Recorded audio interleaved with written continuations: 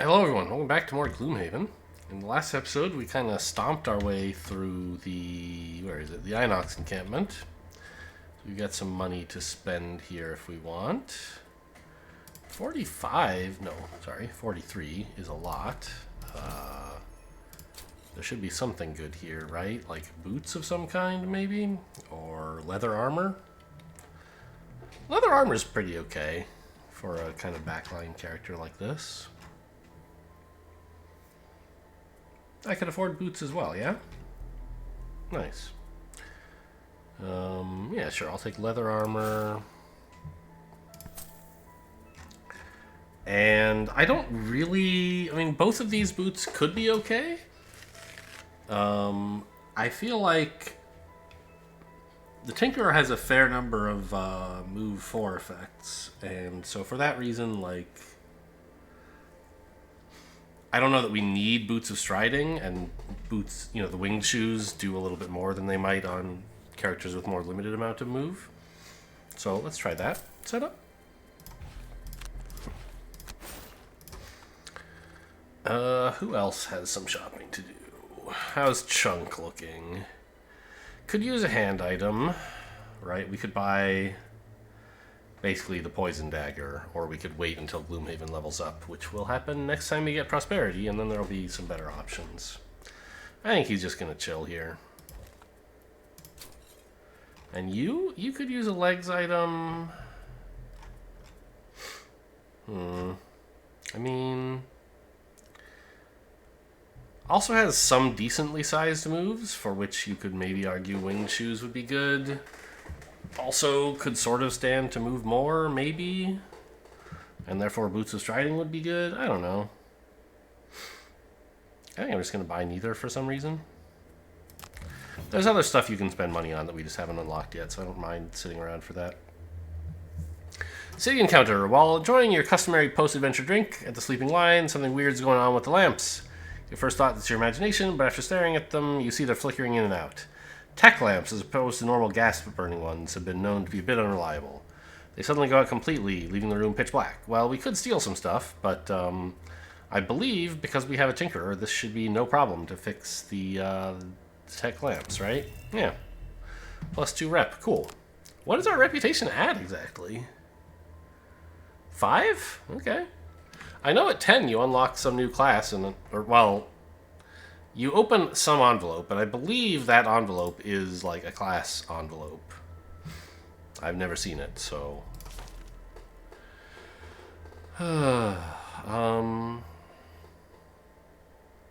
There's also, we can spend money here. I've never actually done this. If you pay 10 gold, you can start the next dungeon with 2... blessed cards in your modifier deck. They give you like a ×2 single use, so you could do that if you were trying a very hard mission where you thought a couple of ×2 would be the difference maker. But 10 gold is an awful lot to spend for, like, even a modest, it's not like tiny, but it's not huge improvement in your survivability for a mission. And if you don't win the mission, it just like completely goes to waste. So I don't know. I have a hard time seeing myself doing this pretty much ever. But there is, as well, an unlock for using this, I think, 10 times. I'm not sure if that's on a single character. I think it's across all characters.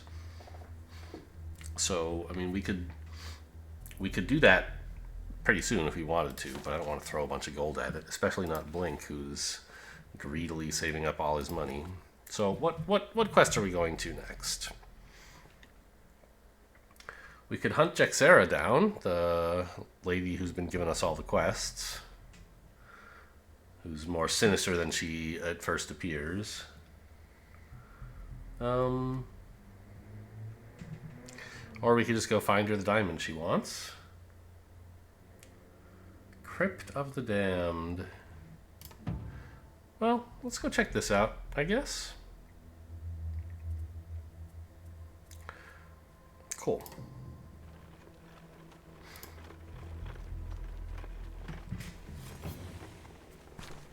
An encounter. You are walking down the road when the sound of many wings pulls your gaze to the sky. Above you, you see a large flock of white birds. At that height, you figure a well-aimed arrow could bring one of them down to make a nice meal. Well, none of us are any good at shooting arrows, so I think I'm just going to let this one go. Okay. Well, nothing bad happened. That's a great outcome from a road event. You know. The commander's proclamations of a gloom do not sit well in your stomach as you search the bend in the still river. Something here holds an interest for these maniacs. Our luck is we would shoot up at a bird and it would land, we would miss and it would land on a deer, and then some guy would jump out of the trees and be like, hey, this is the king's forest, you can't shoot deer here. So, I'm not going to do that. Surprised to find the ruins of an ancient crypt half covered in moss and ivy. The history of this place is old and dark. With no other information to go on, you head down into the depths. Whatever these supposed bandits are up to, you're determined to find out. Even after you stumble across a large group of them, along with some reanimated dead at the bottom of the stairs. Kill a monster by doing 4 damage than necessary. Seems tough for a tinkerer. Gain experience? Yeah, we do that sometimes. Cause a trap to be sprung or disarmed on your turn or the turn of one of your summons. So one funny way you can do this is just like step on a trap. That's the neutralizer approach that the Cragheart might take. Kill 3 or fewer monsters? I'd rather not. Yeah, I'll try this. We have a couple ways to make traps if necessary. The Cragheart also does have some pushes, so he might actually get an enemy to do it. Worst case, he can maybe step on one, but I'll probably forget. Loot some gold or have monsters on the map every turn. It's rarely a good way to play to do that. So you really have to warp your play to, like, you know, have one character spend their turn finishing off the last monster in the room, and then, you know, the other 2 can go, like, open the door and fight the next group of monsters. Usually you would rather long rest there. Whereas, like, looting gold, sure, we love doing that. I haven't changed my deck recently for any of these guys, right? Oh, Explosive Punch? Was this... Did he get this at the end of the last level, or has this been sitting here and I just forgot to put it in? There's no way I got... Well, yeah, I could have gotten 17 XP since the last fight, right? So you get some experience during the fight, and then also you get the reward at the end.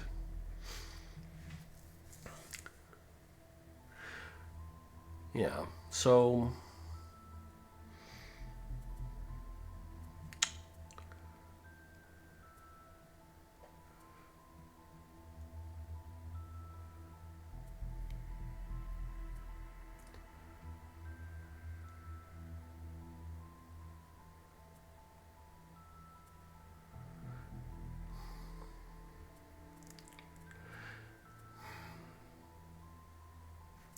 Are these guys melee dudes, or... Yeah, some of each.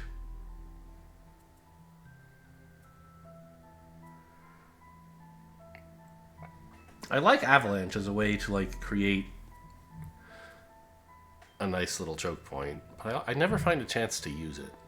I don't know.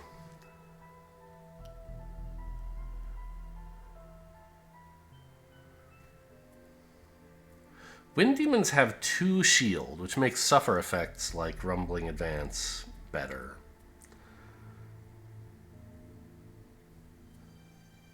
But, like, you know, 2 is not 1,000. You can still do real damage to them.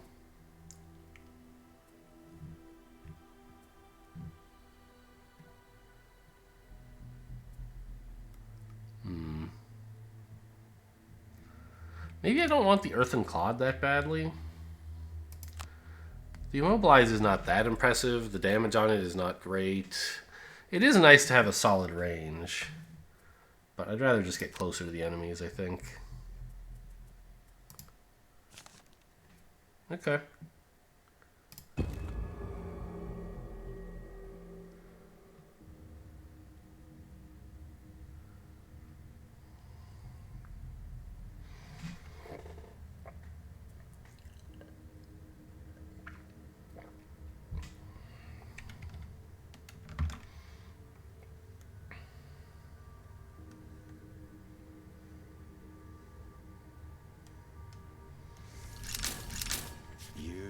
mistake coming here, one of the bandits hisses. You disagree. You are right where you want to be.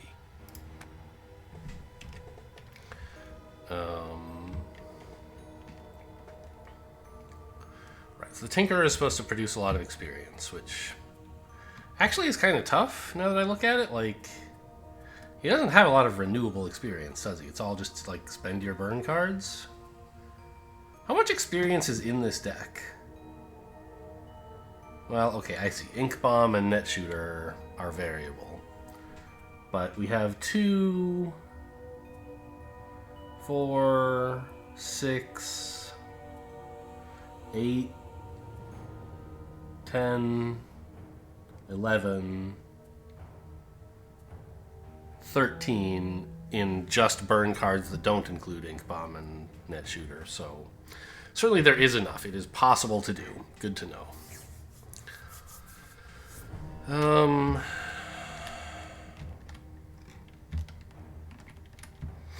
Going back there, huh? Oh, I remember I did this quest once. There's a couple, like, wind demons in this room, mostly. And cultists in here. I guess there must be earth demons here, then? That was the other kind of demon we're facing, I think, right? Anyway, what do we want to do here? It sure would be convenient to immobilize or stun these Living Bones elites, because otherwise they're going to get some pretty serious attacks. Where's Massive Boulder, actually? That's a really nice one to hit here.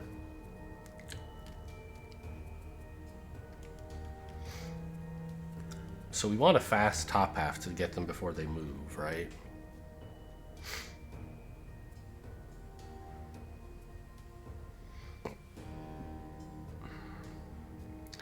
A heal is a little wasted. I don't know, we might... Sorry. Our bottom half is what should be fast. We could take, like, all allies shield, but... I don't know. I don't want to burn a card so early. There is this, I guess.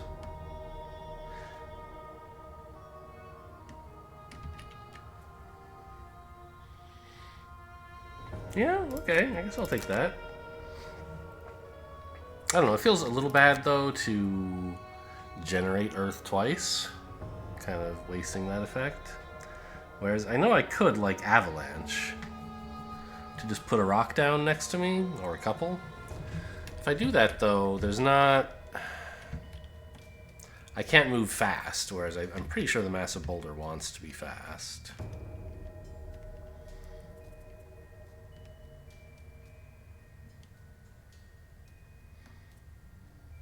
So I guess I'll take Rumbling Advance and just see what I can do about it.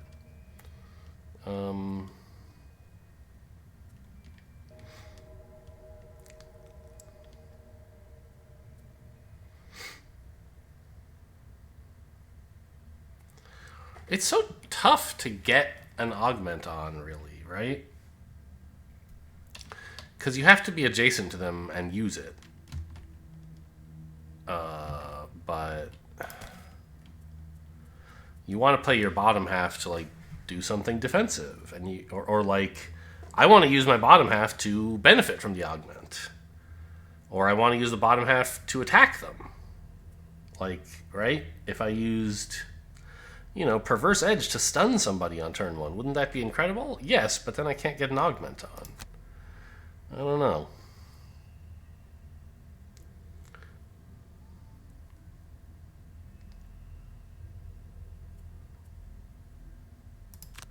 Actually, I could just, like, really disable these front two guys. That actually seems like a pretty cool first turn, right? Stun one, immobilize the other. Okay.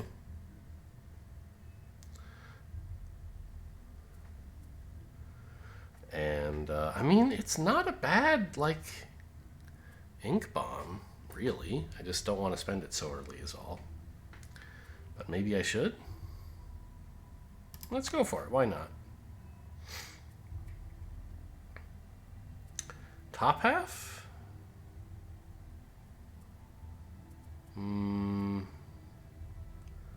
Maybe just an enhancement? No, sorry, we already have a top half. I'm so bad at this. What do I want for my bottom half?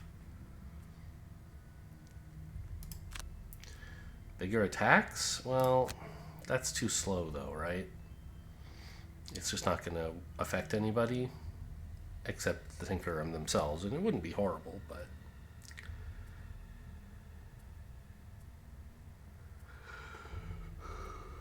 Yeah, I don't know. None of this actually does anything, huh?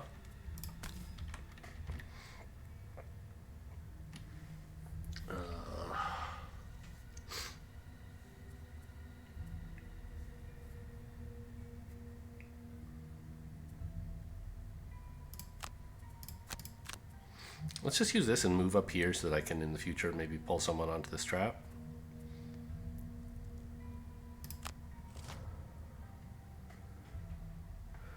Yeah, I'm glad these Living Bones elites are kind of neutralized here, because attack 3 targeting multiple characters is pretty rough. This is attack 1 targeting multiple characters, which is not that big a deal. And yeah, they can reach, but it's not going to do much. So, are they healing as well? Yeah. Well, that's okay. We're not really doing any damage anyway.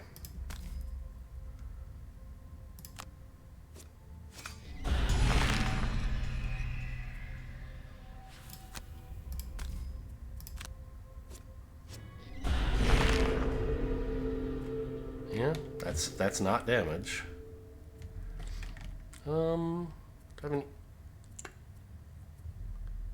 I currently have an even number of cards in hand. You prefer to use the stamina potions when you have an odd number so you can stretch out your rests. Although I'm sort of like coming around to thinking that maybe that's not quite right. Because if you ever have a turn where you spend your last 2 cards, you're quite vulnerable if your HP is low. Because if someone hits you, you like have no available cards in hand to burn. So you have to either take the damage, which is maybe impossible if you're low health, or burn 2 discarded cards. So I'm wondering if sometimes just like, you know, resting with a card in hand is not such a bad thing. Or ending the round with a card in hand, and then, I guess, resting. Because it's just like safer. It's less efficient, but safer. Sometimes you need efficiency, sometimes you need safety. So, I don't know. Anyway. But I don't think I really want to pick one of these up right away.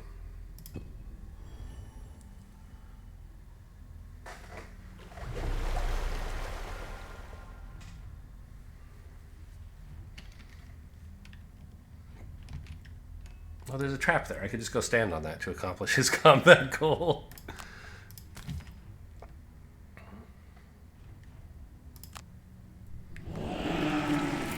Which actually is not like a completely crazy thing to consider here. Because he kind of wants to do damage to the enemies. I don't know. It's probably bad, but it's not like 100% insane, I think. To go step on. Oh, I see. Ah, it is insane. What I should be doing is using this, but also the boots, so that I can get to here, right? Damage 2 enemies and no allies, and don't set off a trap. Yes. This is why the boots are so good for the Cragheart.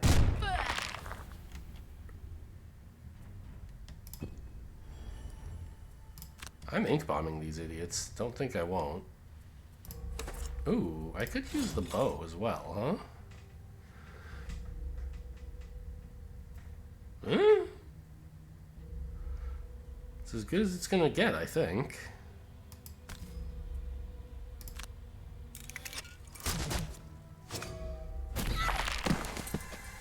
Yeah, okay.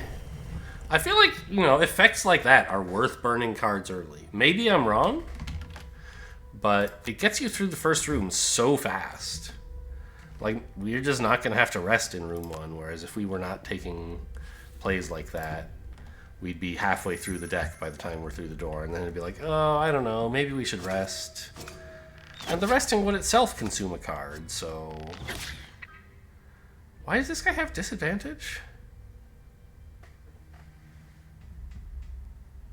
Oh, leather armor, I guess? They're not both wearing leather armor, are they? Oh, they are. Okay, nice. Well, that explains it.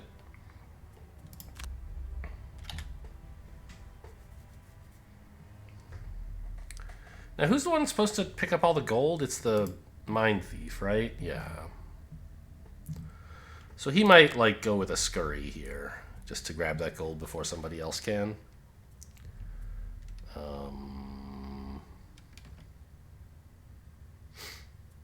Bottom half?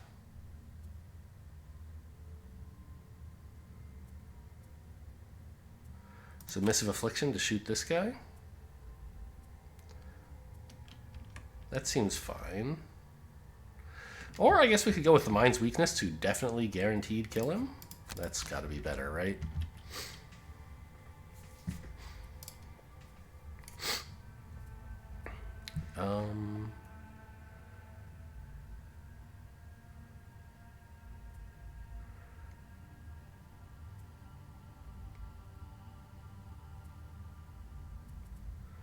If we avalanched, do we have any cool like things that use it? An obstacle? I don't think I really do.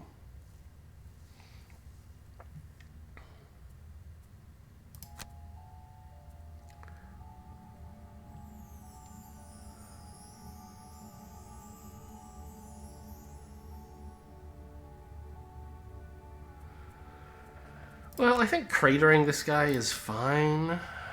There's an argument maybe for turning on backup ammo before we charge into the room.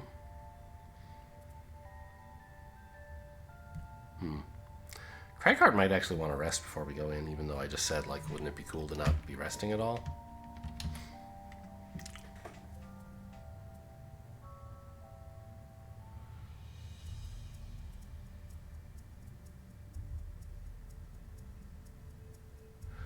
Yeah, I never find time to use Avalanche. Here it's not exactly good, but it does get some XP. No, not XP, some Earth. I don't know, maybe a Healing Strike is better.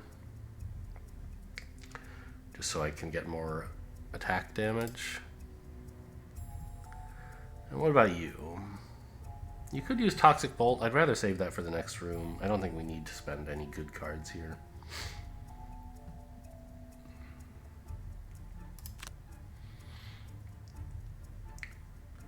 Flamethrower and... I don't know. Do I have a modest heal top half somewhere? Restorative Mist, perfect.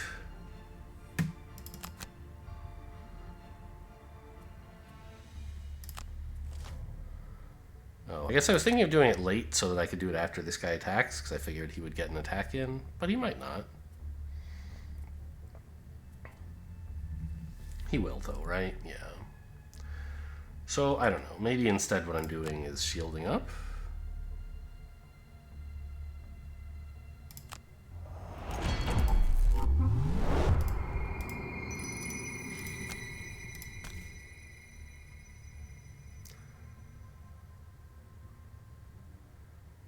Actually, what if instead of healing I just attacked this guy?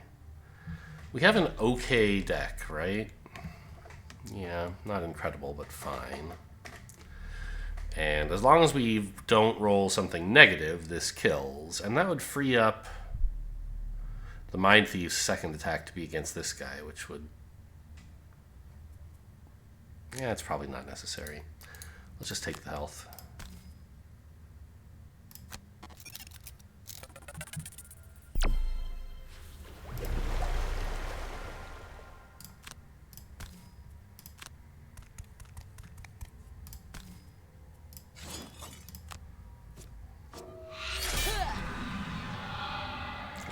Attack for 0.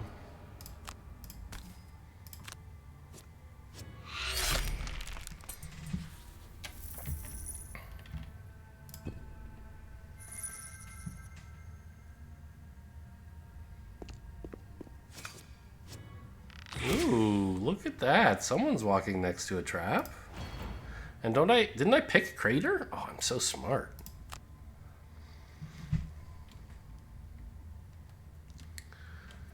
Well, he's gonna accomplish his combat goal real soon now, I think, right? Yep.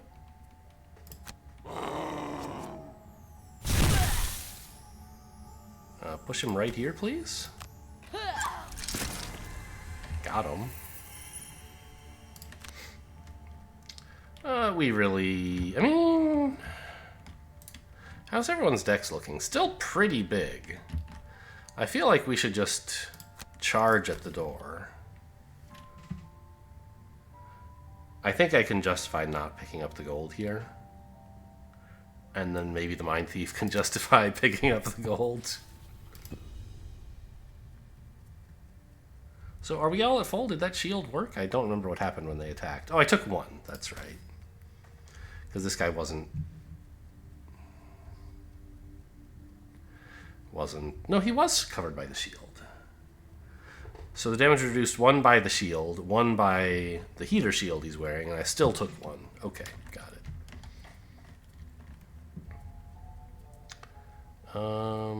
And somehow I didn't manage to get any augments on. Well, that's sort of life, I guess. I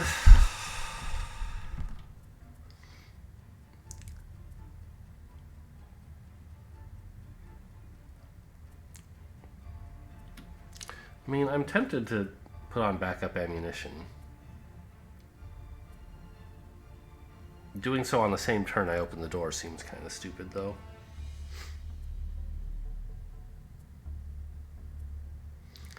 Because you don't really want to open the door unless you can do something productive. So maybe just backup ammo avalanche so I have obstacles. I don't know. So I have Earth, maybe, is a better excuse. Now, I could Into the Night to loot, which seems pretty solid, I think.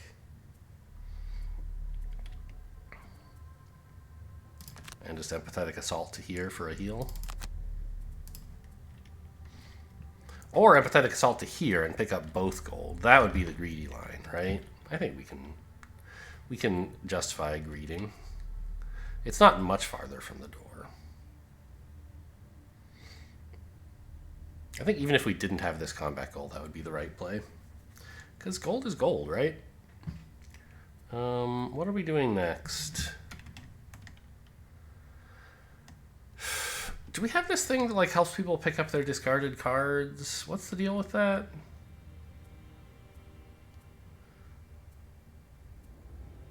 There it is, Reinvigorating Elixir. So it's discarded right now. Okay, so we're not going to pick it this turn. Clearly. I don't know. Could set up a harmless contraption. End my turn here, put the contraption there. That's kind of fun, maybe.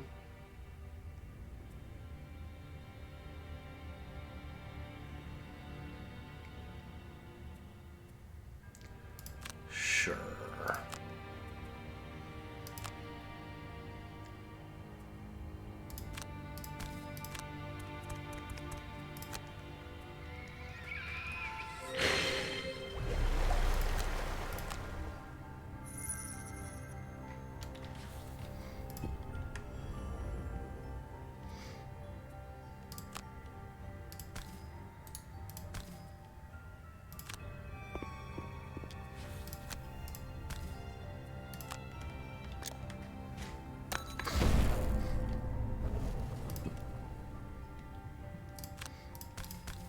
There you go. No one's going to sneak up behind us, guys. I've got it covered.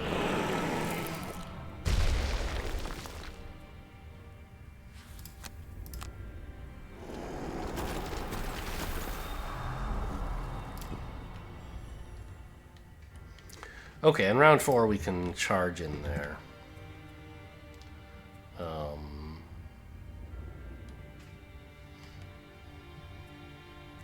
I don't actually have any great... Like, I mean, Dirt Tornado is pretty cool, I guess.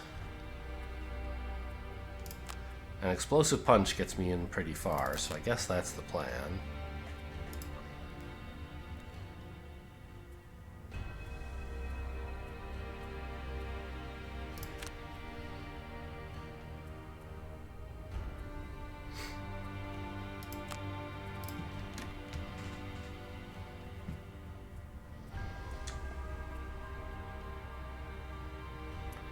It sure would be nice to rest here, wouldn't it? Just to get these items back, but it burns, it wastes so many cards. I don't think it can be right.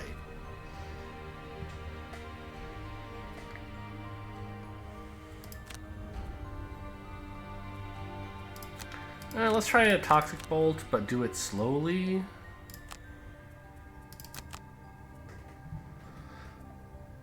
Seems alright. Alright, get in there, bucko. Oh, they're right here. We didn't need to move very far. So what are they doing? This person is moving 3 and attacking 1 and immobilizing. Boy, there's a lot of these, huh? Ah, the cultists are summoning living bones. How dare they?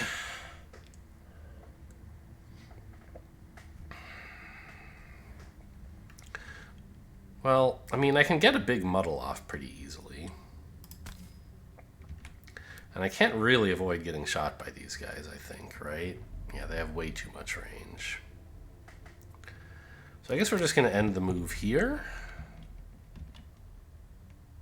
I actually probably should end adjacent to this guy, because I'm not going to be allowed to move next turn, right? I want something to punch with my opposing strike, maybe?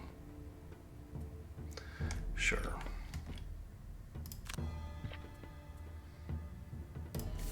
It means this Dirt Tornado has disadvantage against one of the enemies, but that's life.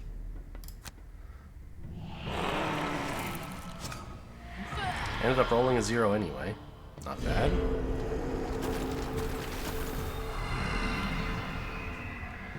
What happened? Oh, I immobilized this guy. I must have drawn a... Yeah, an immobilized +1 from the deck. Nice. Well, he wasn't going to move anyway, so it doesn't really matter.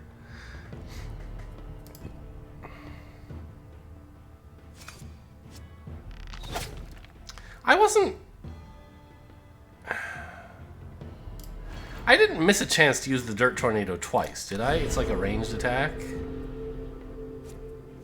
I think I did, actually. I'm going to restart this round as soon as the enemies are done acting and see if I was allowed to attack with it twice somehow. I don't think I am.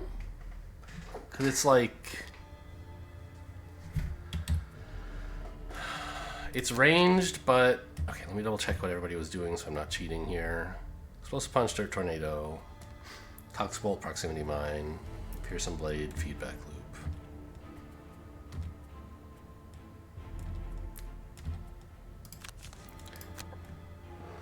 Because what does it mean to add a target to an AoE effect? That's what I'm not really sure of. But it is a ranged attack, so it consumes like 1 charge of the backup ammo. So it should do something, I just don't really understand it. So we took Toxic Bolt, Proximity Mine, but slow. And we took Fearsome Blade and Feedback Loop, I think, just because it has the big move, but also slow. And you had Dirt Tornado and Explosive Punch, but fast.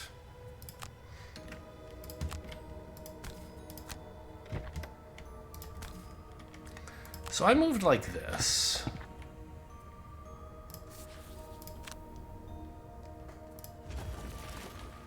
It does say select additional targets, but what does that mean?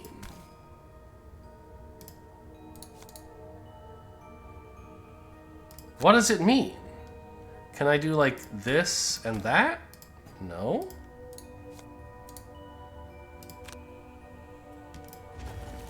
Select additional targets. Could I do this and also that guy? I see.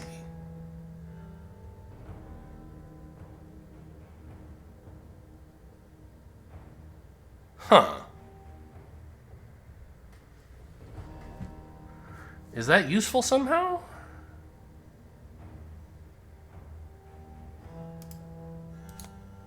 So the additional target has to be in the actual, like, range of 2. But it is an additional target. I see. So...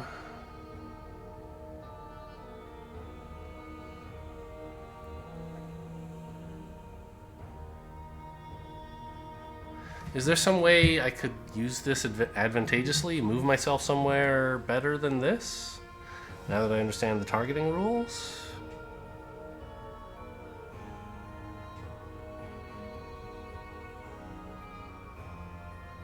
I don't think I can do any better than being... right? Like... I could end here, for example. And, like, target these 3. And then add this guy. But that's not really any better, is it?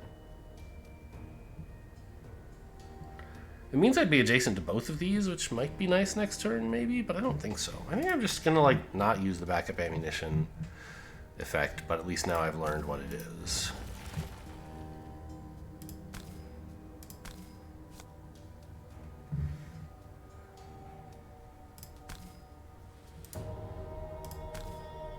Yeah, okay, so when I do this, it's like, pick another target, but you can't find one. Okay. So I don't think I can pick any additional targets that matter here.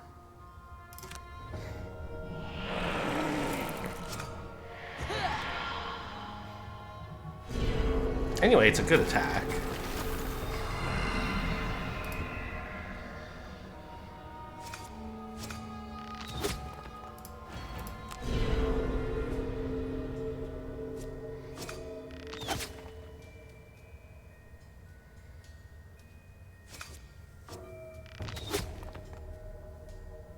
And the muddle saved us a decent chunk of HP, happily.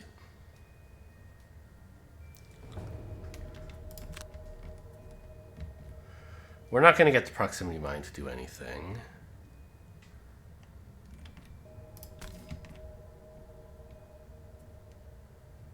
Where's the Mindthief trying to get to? He's moving 4. 1, 2, 3, 4. For some reason I took...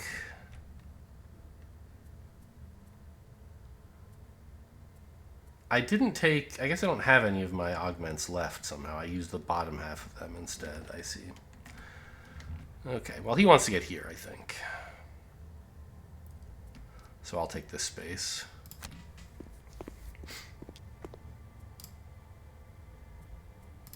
And if we're lucky, we'll roll a little high on this, and this cultist will kill himself when he tries to summon a bones. I guess he'll still get the living bones, but he will then die thereafter.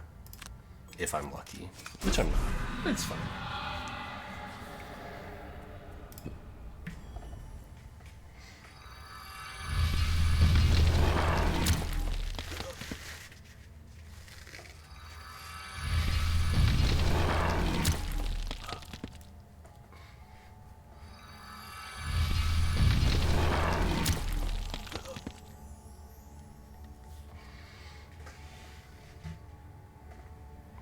You know, I mean, I could burn Fearsome Blade, right? To get in here and get the feedback loop turned on, so that I could tank a bit better.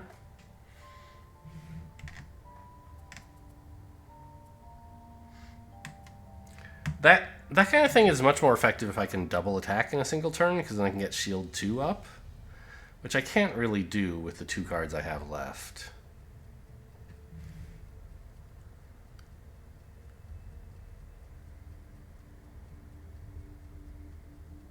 Nah. I think I'll just move like this. And go invisible. Kill you? No, kill you probably. Or try to. Got him.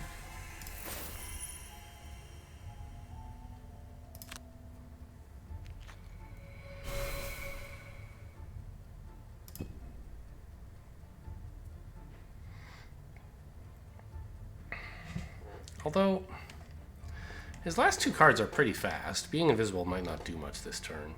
That's something I have trouble with. I played the Scoundrel in my off-camera game, and the Scoundrel has an invisibility effect that, okay, you know, at the level one is a consume or a burn card, right? So you can only use it once.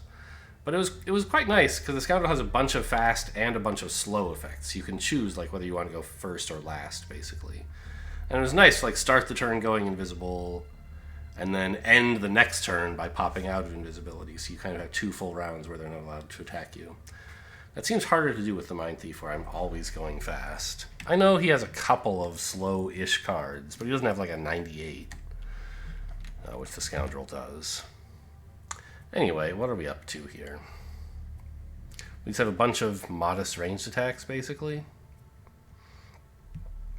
And also one large one, I guess, but I don't want to burn that right now.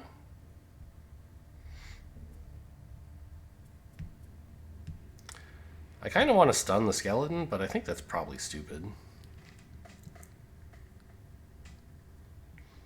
I think the archers are the real sort of threats. Like, we want to make sure they don't summon more skeletons. I don't know. I'll just, like, shoot this guy with an enhancement field. Or, well... Actually, since the Cragheart won't be allowed to move, an enhancement field that buffs him is pretty nice. And I'll use a stun shot as my other effect this turn, so that I can move quickly. That seems... So that I can move quickly, not slowly.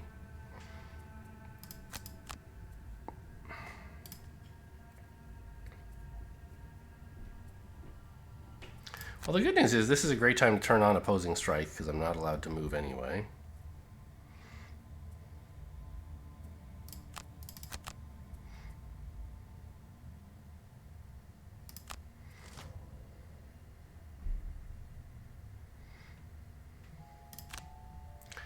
Bandit archers are going to shoot what exactly? The Cragheart, I guess?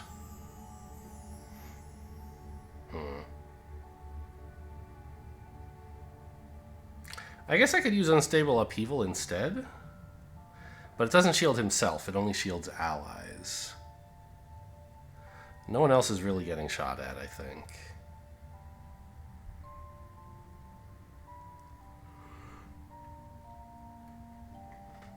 Yeah.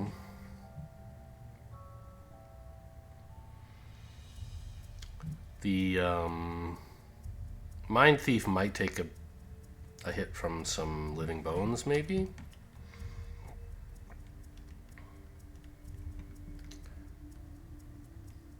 Anyway, it seems like turning on Retaliate is a good way to deal with the living bones. So let's do that.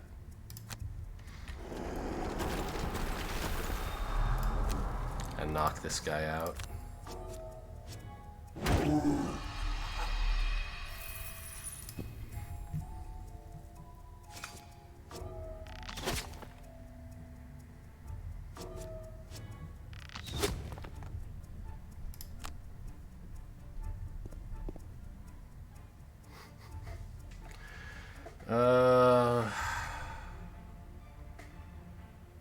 How much are the bones moving? 2.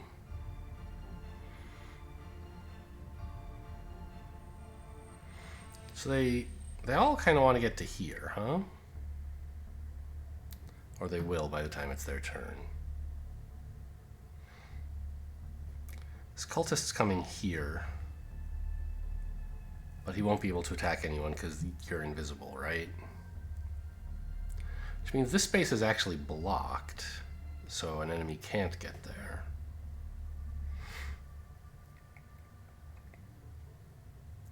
This cultist will move here. Then the Mindthief goes, then the living bones are going. In what order? You're number 5, you're number 9, you're number 6, so here, here, here. So you'll move 2, and you'll want to go here. Unless I move this guy back, and then maybe something else will happen.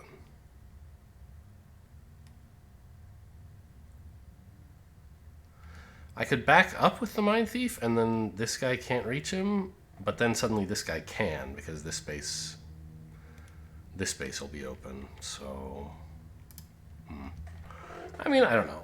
The obvious choice plan, rather, that I had was to stun this guy, and I can do that while increasing attacks. That seems like it's still a good plan. I was trying to see if there was something more clever.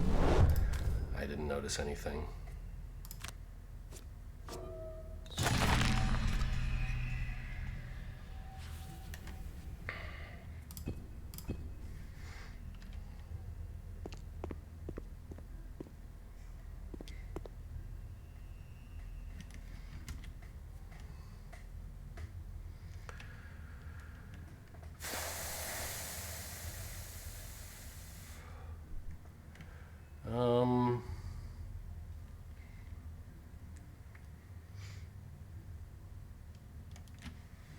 Well,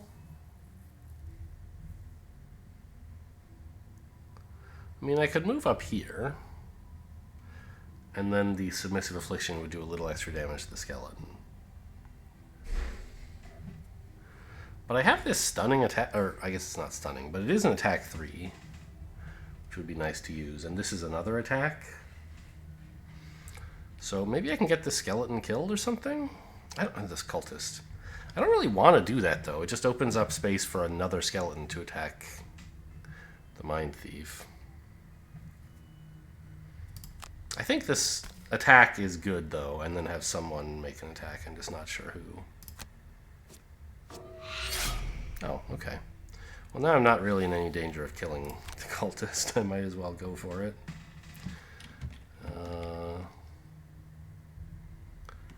Does it matter who I use? I can't think why it would. Right? Attack 2, range +0. Their range is 4, so that's plenty. I could use this guy. I don't know. Let's just use a ranged attack. It'll be fun.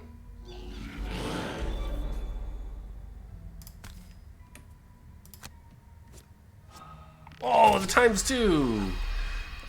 I knew that was a possibility, but I think it was worth it. We actually got a kill. You know, downside, the Mindthief gets attacked 1 time more. Unlucky.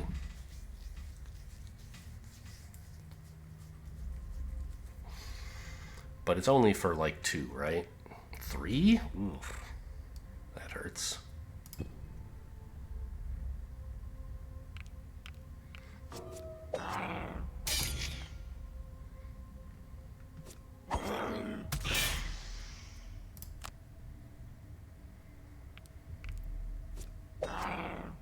Wow, okay, those are great rolls, obviously. Pretty nice ink shooter in there, actually. Right? Or net shooter?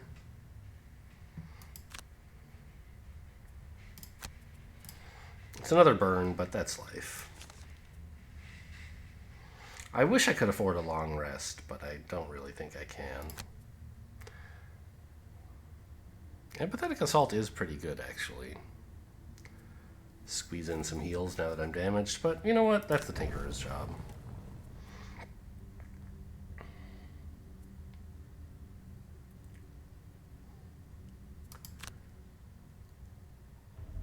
So a stunning attack would be nice.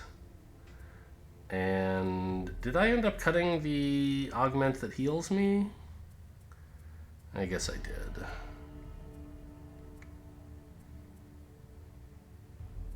I just have feedback loop and mind's weakness. Okay, well I'm not very badly damaged anyway. Let's get feedback loop up and I can just start being a tank in here.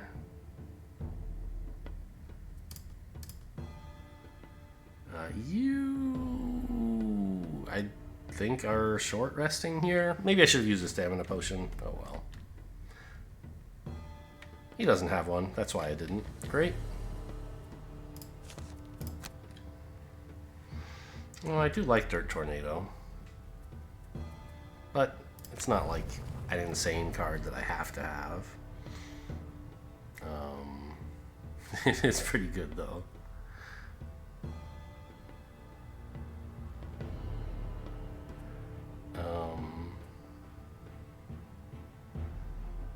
No adjacent obstacles, right? Yeah.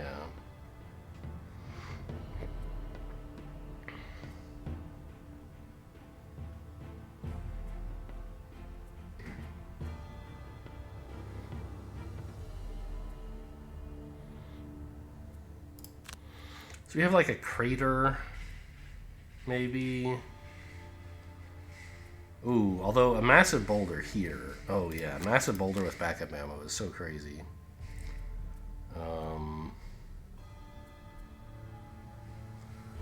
And I'll put on a heaving swing for it, maybe.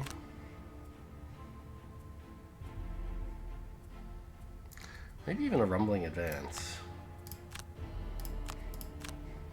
To get here. Sure.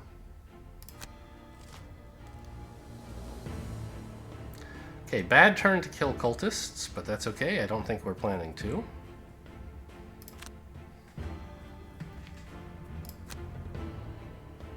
So these guys are attacking for 1. That's fine. I can tank that all day.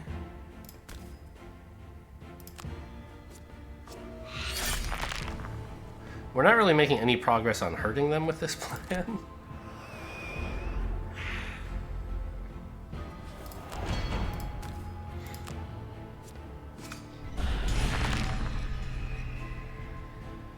Oh, that's ranged. I was like, wait a minute, how come it looked like I had disadvantage there? I forgot this is a ranged effect. But it's okay. I think he's probably the one I wanted to stun. Maybe? It's actually not. Okay, I did that wrong. I should have shot one of the archers. Because his attack 1 with a couple targets really doesn't matter. Like, maybe he hurts the decoy. And also, the archers aren't shielded. Oh, this is not even... Okay. It's not a... Because it's not a melee attack, I don't get more shields out of it.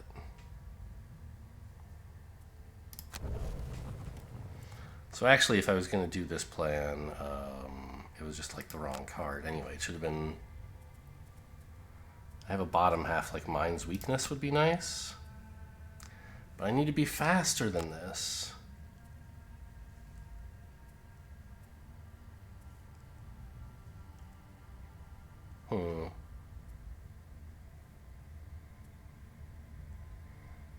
Well, okay. Maybe I'll still do this. But I'll just attack a different enemy. And here I could actually choose to keep the Dirt Tornado. But no, I decided I have a fine other line. Which was the Massive Boulder and Rumbling Advance, I think. Yeah. And you were just playing these cards and planning a big kill on all this stuff.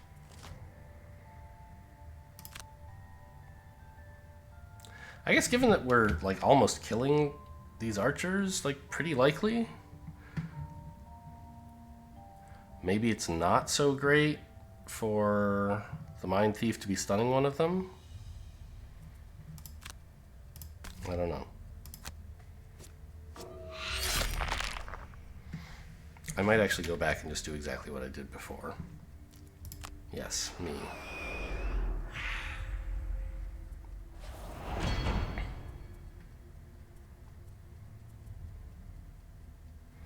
Because I don't think these guys are, like, gonna get to attack.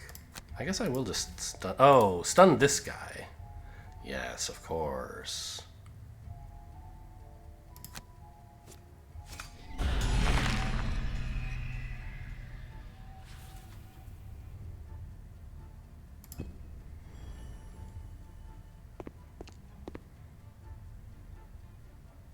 Wow, very thoughtful of you to move adjacent to even more enemies.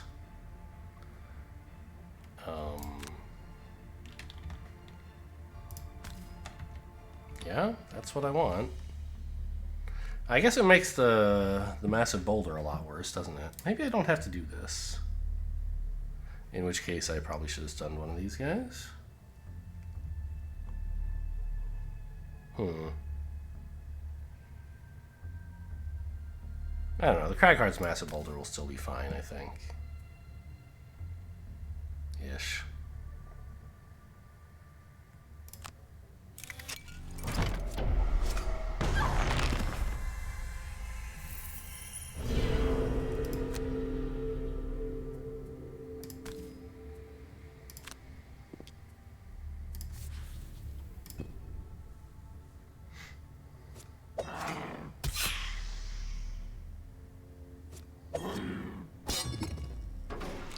Well, that decoy really didn't accomplish much, huh?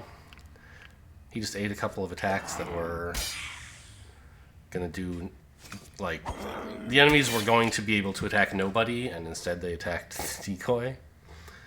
Sad.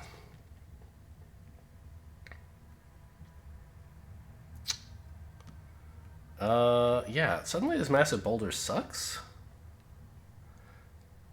Because I can't get to this space anymore? What the hell?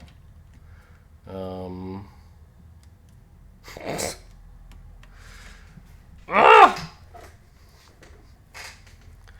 Maybe I heal? Is that crazy? It seems bad.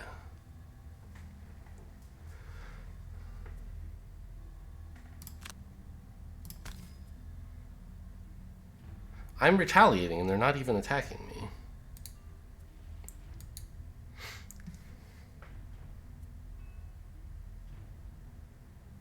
Like, any attack I make on them, yeah, it does some damage, but it hurts us nearly as much, right? I don't know. If I, like, move up here, it's okay.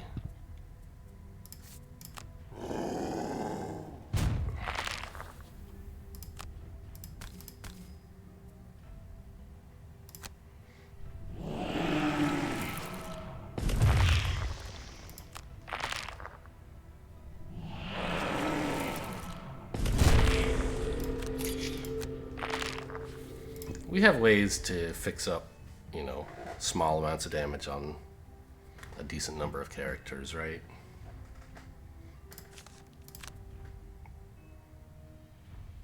You know, I like flamethrower.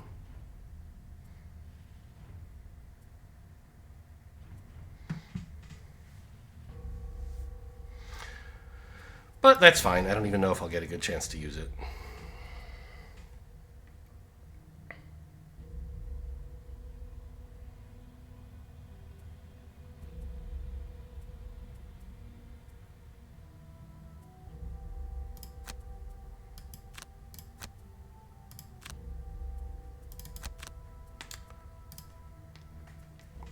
Now you've got tons of shield. You can tank these guys pretty well, right?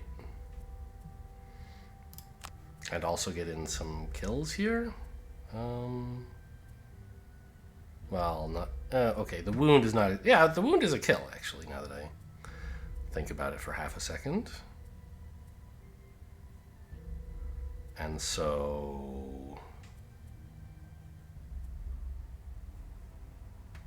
there is ice. Okay, this is a pretty nice attack. It's a little slower than I'd like, but possibly fast enough.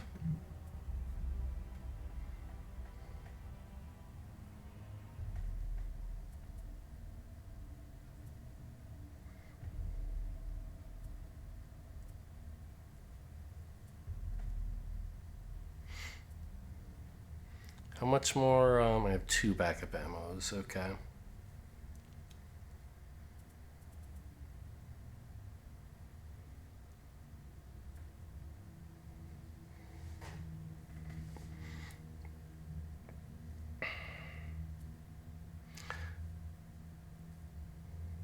I don't really... I don't really have anything that does anything. I mean, I have Heaving Swing, I guess. And Avalanche to make some obstacles that I can maybe do something with someday. I don't think I'll really be able to. I mean, Crater makes experience, I guess? Who would I be cratering? Maybe you?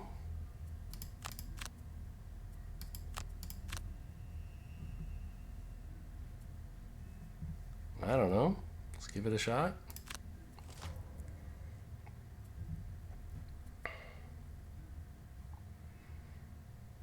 Okay, we did get in before these guys, which is the important thing.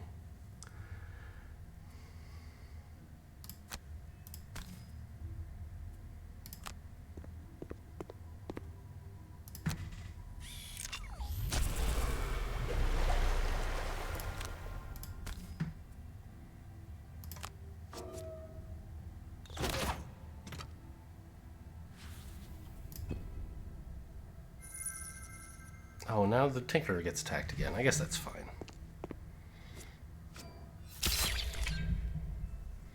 Yeah, these guys do not attack very hard even when they don't miss.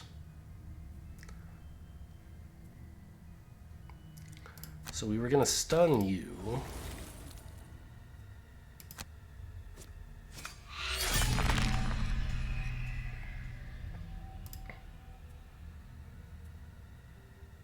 Oh, confirm targets for shield, yes. And then get some more shield by killing your friend.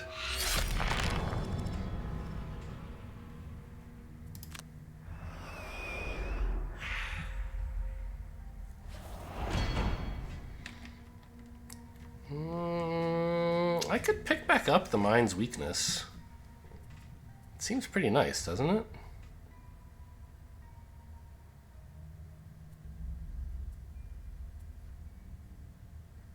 To finish this guy off.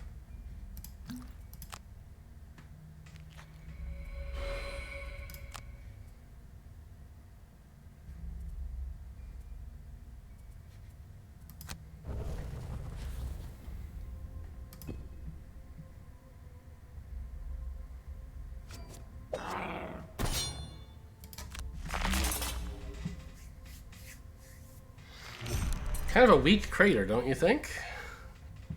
I don't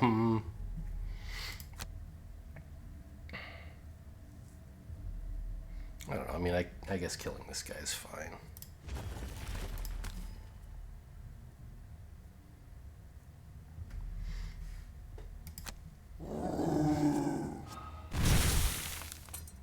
Way more damage than necessary. I think that was enough to one-shot him, right? He only has 5 max health. Yeah. Sad. Let's put these here. I'm sure they'll be good for something. Maybe.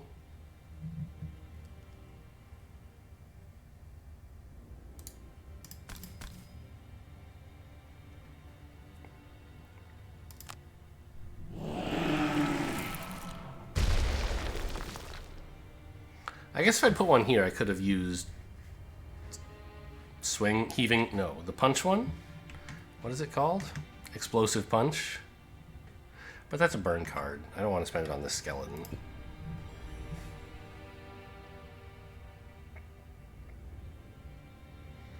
Wait, why do I want the Mind's weakness again? I can't really use its bottom half if I have to move to get to someone. It's so complicated. I can do it, like I can scurry over and then hit him. Which I guess is what I'm doing.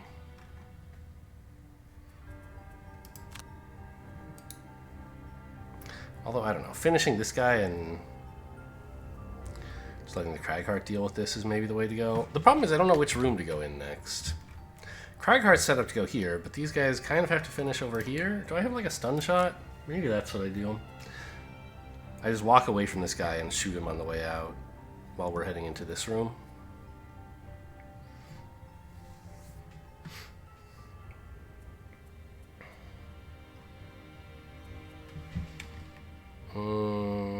No one really needs to pick up their discarded cards right now.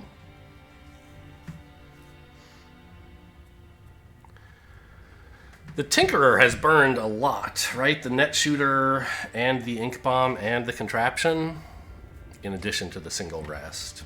So we're going to have to slow things down on that character, which is fine.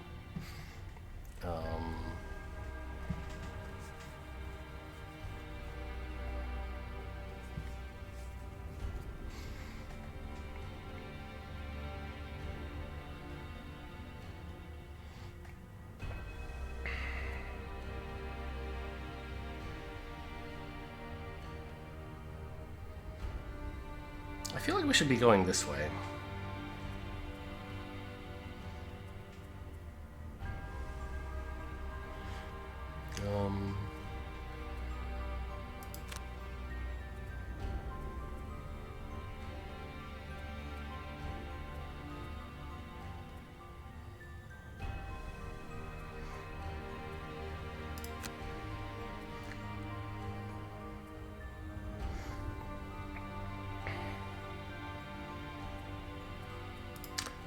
Is it? What did I have this guy do? I guess I didn't even finish, did I? I said I would scurry, and then I didn't figure it out. Because does he have any cards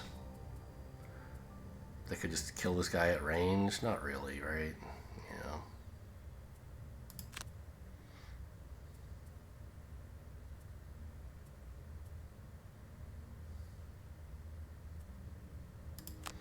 Well, let's play those cards and we'll figure out what to do with them later. I sort of wish I still had the enhancement field. But I literally just used it, so I guess I don't.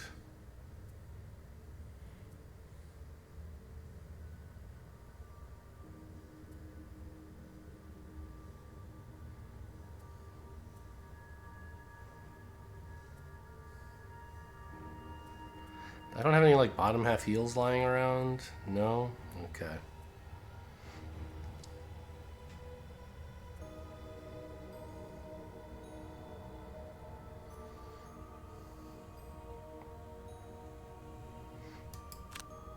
I don't know, for some reason I'm paralyzed with indecision about how to kill this guy, and it just, like, is not that big a deal.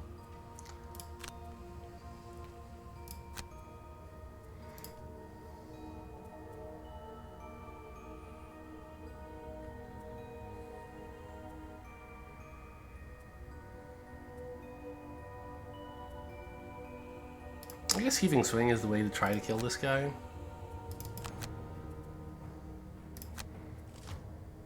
Wow, they're both going before us? I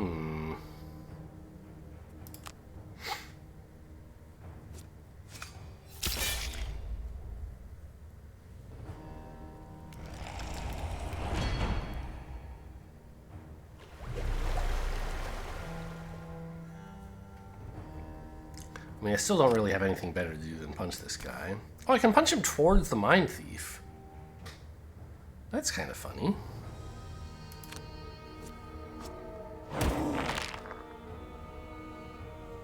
Because then we don't really need to scurry, right? Oh, it only pushes one? Yeah.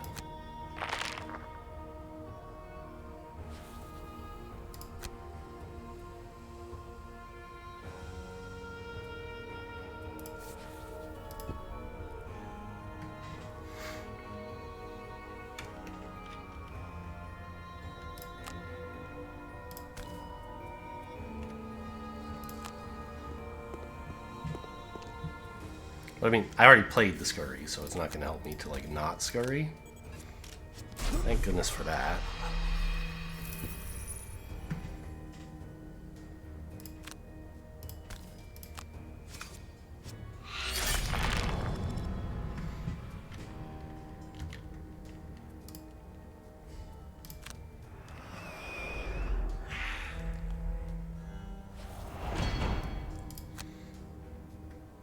So I could maybe just leave this guy alone to die. It'll take him a couple turns, but I don't really want to spend more cards on him at the moment.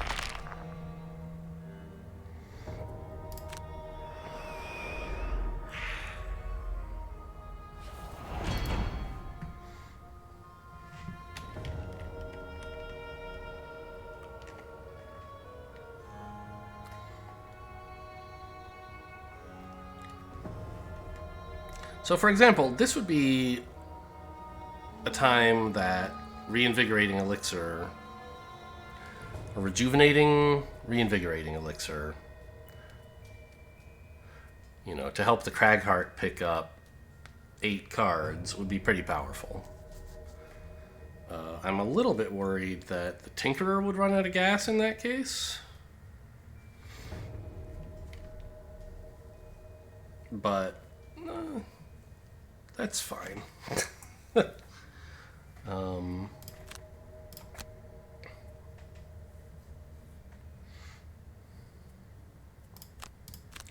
just try to act a little bit slowly and have a stamina booster as our action to heal somebody.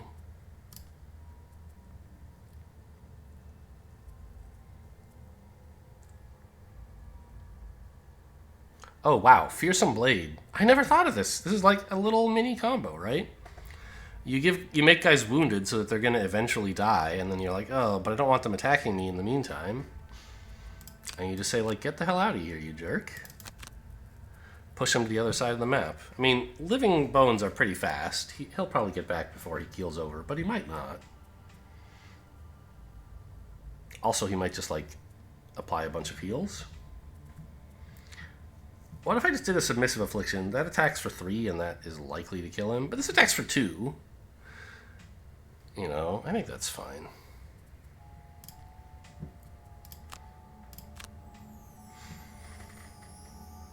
Oh, I can't go... I can't go after you if you are doing this for me, huh? So I guess it has to be like this to get the cards back? Oops, this? Okay, I mean, that's fine too. No, wait, I want to go... I want the crag heart to go before. Yes, like this.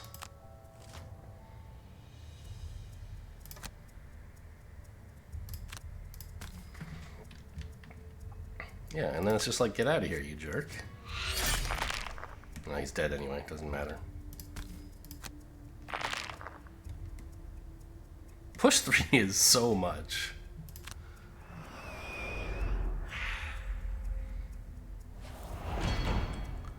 I wonder, I might actually just barge in here. I was thinking of invisible, but... like, I have a shield, which is something the Cragheart's not going to have when he opens the door. I think I like this idea. You bash in the door thinking you've prepared for anything. Before you, however, stands a creature of pure elemental energy, enraged and demonic. It takes you a second to collect yourself. As if animating the dead wasn't enough for these lunatics. The first time I did this mission, we actually did this room before this one. And so it was kind of like, this room also has elementals, but it doesn't say anything when you go in there. So, at least that's my recollection. So, okay, what is all this? You're moving 1. And then you can attack as far as here, so that's nothing. This guy, though, is moving 2, so he can get to the Mindthief. But that's not that bad. Anyway, we don't really have any choices here. I'm just trying to review what's up.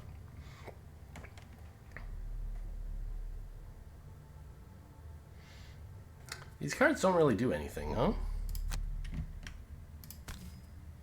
Get some XP.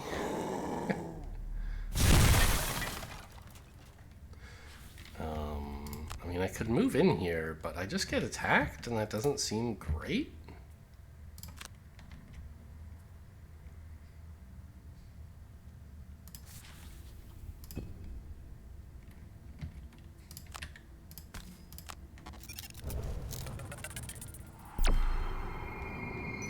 Oh, I didn't end up getting to take the heal on my top half that I wanted to, because I had to move at a different speed. Whoops.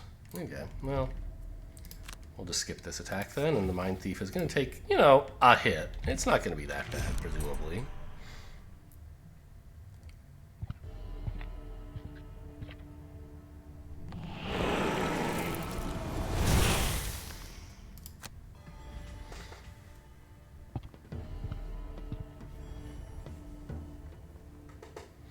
These guys can hit pretty hard, right? Their attack is 4. That is a lot.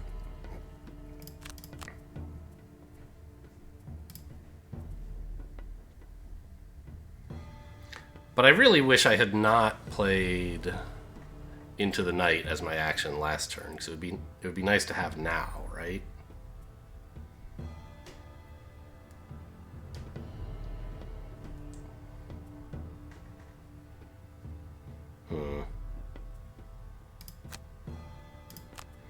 I guess it's just like play some cards and see what happens. Do we still have backup ammo? We have 1 backup ammo.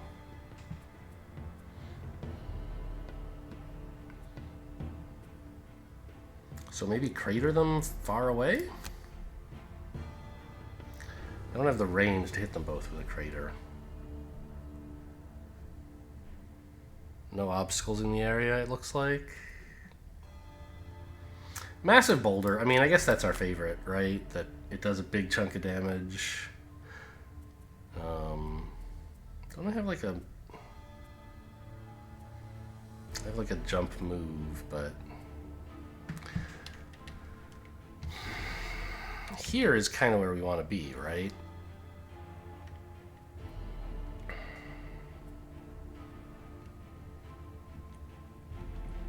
And, it doesn't really work.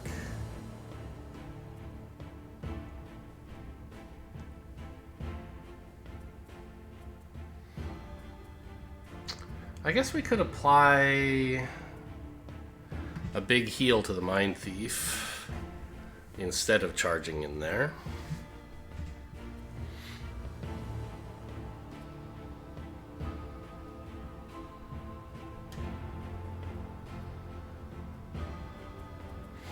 We'd be moving pretty slowly if we did that, though.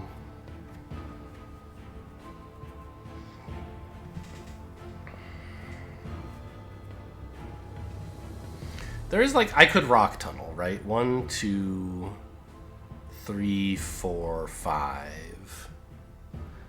Attack with the massive boulder. That would be a pretty decent amount of damage. I don't love burning the rock tunnel. But I guess this is an okay turn for it. I just, like, it's so slow, right? Everything the Cragheart does is slow. It's hard for him to decide, like, to be able to act at a time of his choosing. Also, this isn't making use of the earth, huh?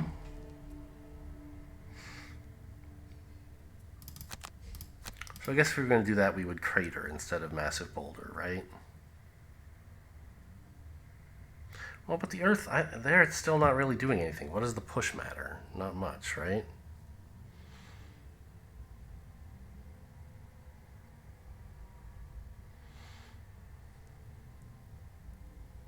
What's this trap do? 4 damage?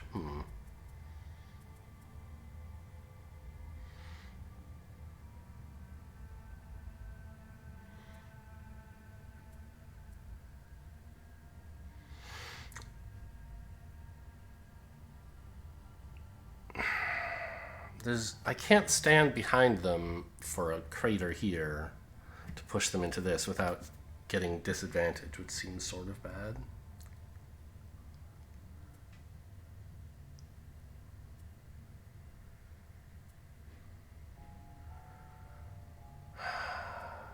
Dirt Tornado's gone, so no muddles.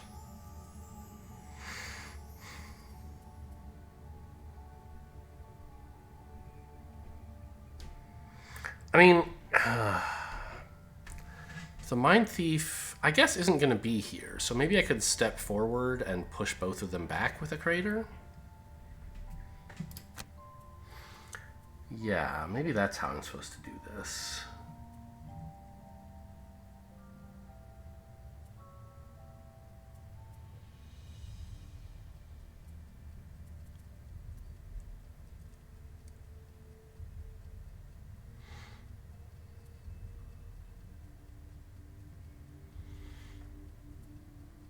Sure.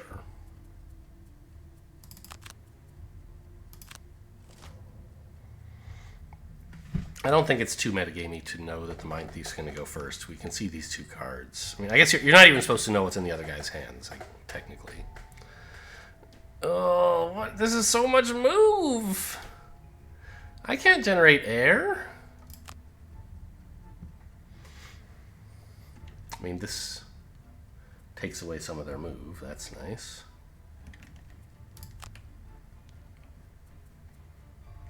And this guy's only moving 2. Okay, so maybe I just get out of the way of that.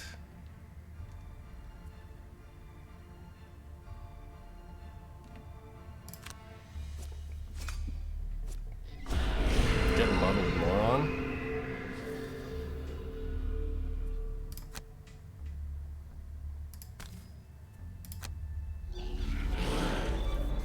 Turns out the Mindthief isn't backing up. I don't know why I'm doing this.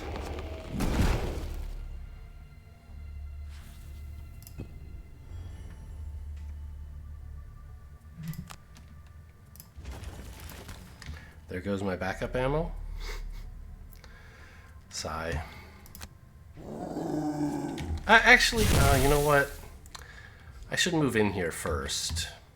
Just so I'll one attack will be with disadvantage, but I'll get 2 attacks, so it comes out better. Okay, we're restarting the round here real quick. Yeah, you played your cards fast. You played Upheaval and Crater, and you played Stun and Stamina.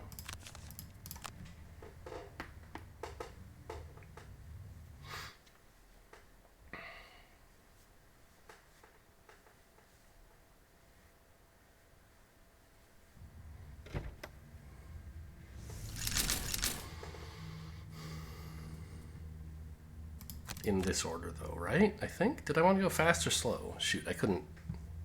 I said Stun and Stamina, but I don't know if that was actually the right order. I guess so. Why would I want to be slow?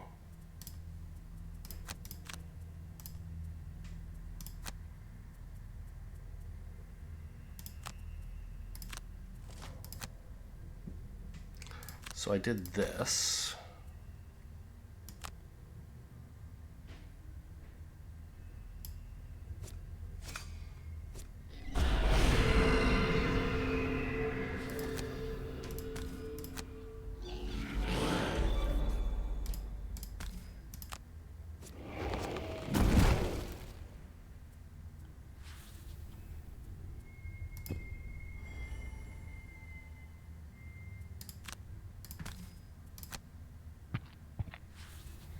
Turns out if I'd played a move 4, I mean, I could get the treasure chest and push this guy into the trap, but then he'd be attacking the Mindthief, so I'm not sure how. No, I could have pushed this guy into the trap and this guy over here, but obviously I'm not going to revert and take a move 4 now.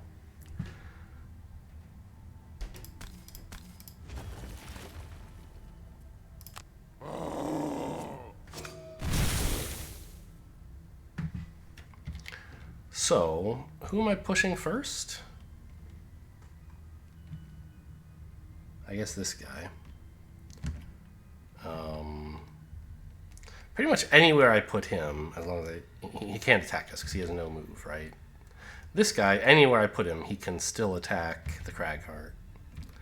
So I don't know. Let's just put this sort of far away.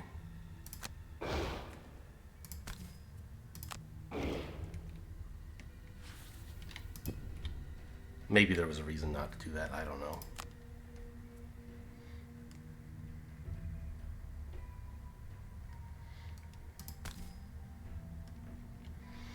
I think we probably heal the Mindthief because 3 is less than 8. But the Cragheart's the one who's about to be getting pounded on, right? Hopefully. Yeah, and the Mindthief's about to rest and not get back into the fight too much. Yeah, I want the Cragheart in the thick of things here. Retaliating and getting beat on. I don't want the Tinkerer to get involved, I don't think. Let's just wait back here.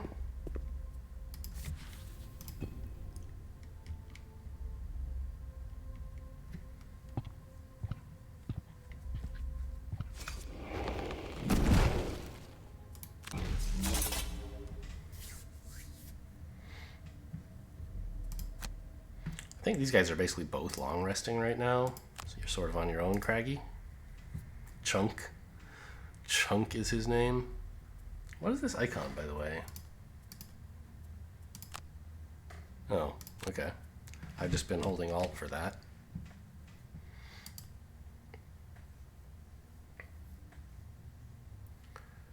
And so now we actually still... No, we don't have backup ammo anymore because we cratered both of these, right?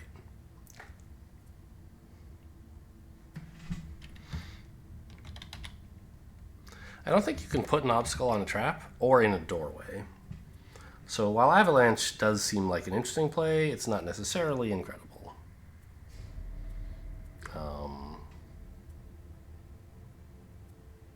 I think it is good, though. Like, let's just Rumbling Advance to block. Because I don't actually have, like, any attacks that are any good here. Or, well, do I? What if I were to Heaving Swing to push this guy back, and then Avalanche to block them off? Then they would have to walk through the trap to get to us. And then in the meantime, I could consider Explosive Punching the obstacle to do a bunch of damage to them.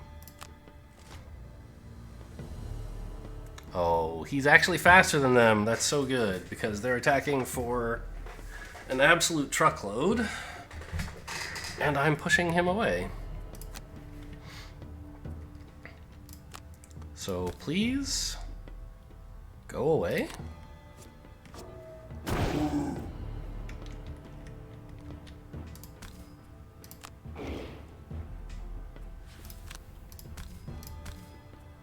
And then I'll just use a couple ranged attacks on them from here. I don't have them. I have a massive boulder.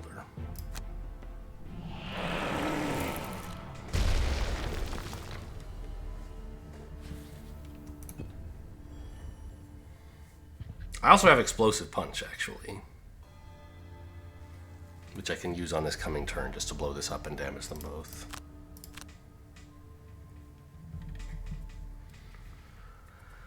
Do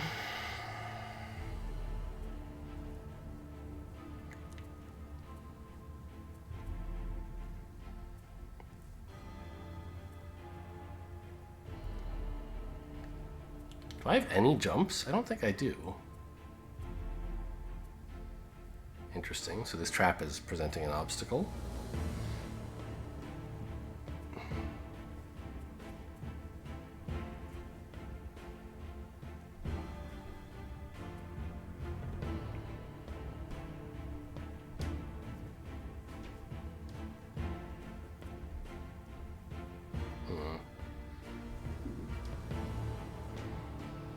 Reverse Edge is so short range. Hostile Takeover is fine.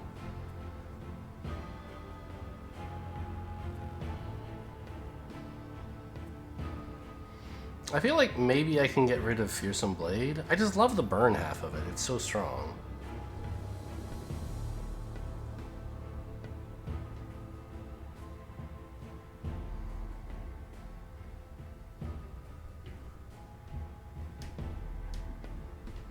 Yeah, let's get rid of it though. It's too tempting to keep loot. Like, maybe I'm supposed to get rid of Into the Night, but the loot is so nice. I like looting. Let's burn, I don't know, Stun Shot maybe?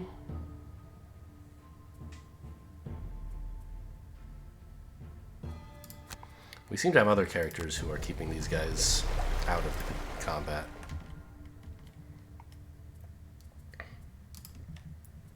So my thinking here was, yeah, let's go ahead and blow up things with this Explosive Punch. But first, like, let's move slowly, I think, or act slowly.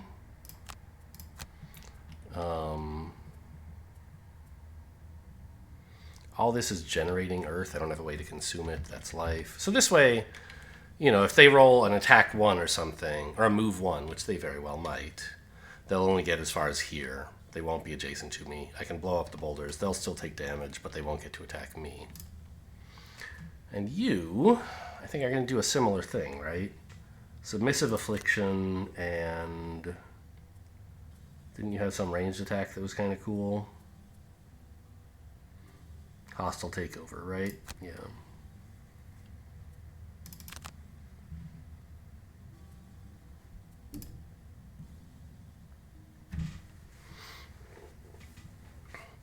Can't really get in there to do anything,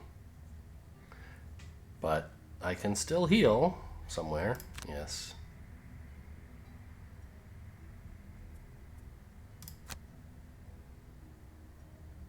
Toxic Bolt would be great, except I can't really hit anyone with it.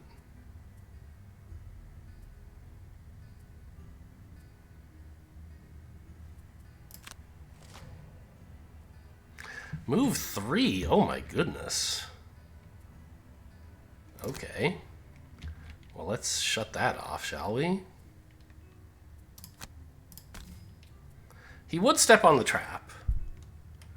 And he would only attack for 3. Maybe I want to let him do this, actually. Yeah, I think I do. Let's just immobilize his friend, then, so we can finish him off this turn. But first, friend? I guess the order doesn't matter here, but...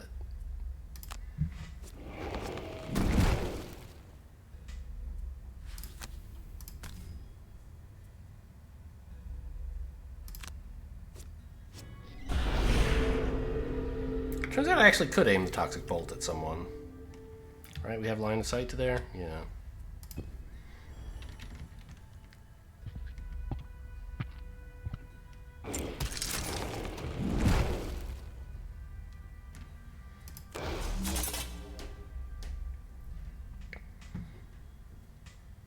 But we also don't need it that badly, it turns out. Because this guy's almost dead.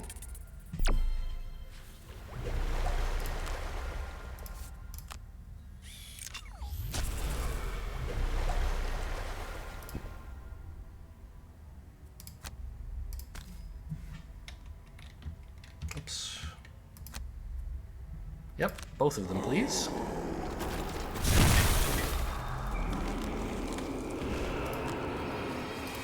See ya, losers. I'm getting the treasure chest. It's a trap. I have been poisoned and I take 3 damage. Incredible. Such value. I believe there's still something in the chest, but I'm not totally sure. Maybe there isn't.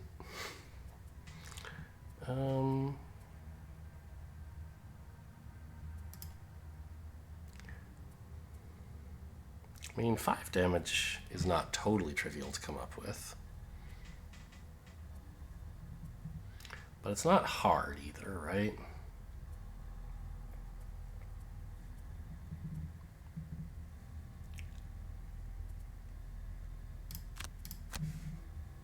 Oh yeah, the Mindthief has this under control.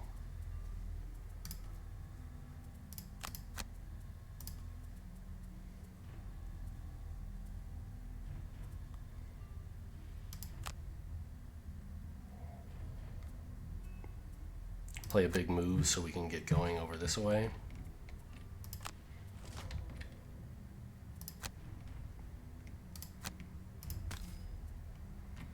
May as well use the goggles, I guess. We're gonna rest again in a sec. Yeah, very much under control.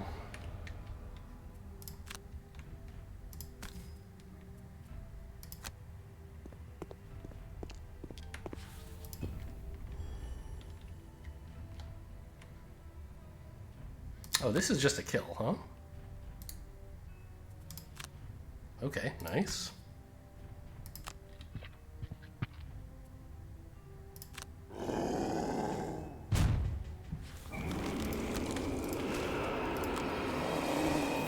He's so destructive. He hates rocks. What did rocks do to him as a kid? Well, it turns out I maybe didn't play the best cards as the Mindthief. A move would have been nice, or a loot. Right into the night would be nice here, very much. I didn't realize we were just crushing this guy so easily. I mean, the ×2 here was lucky.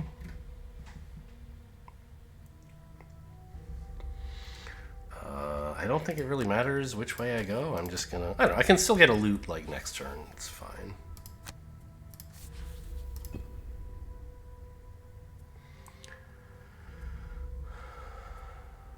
Cragheart is poisoned.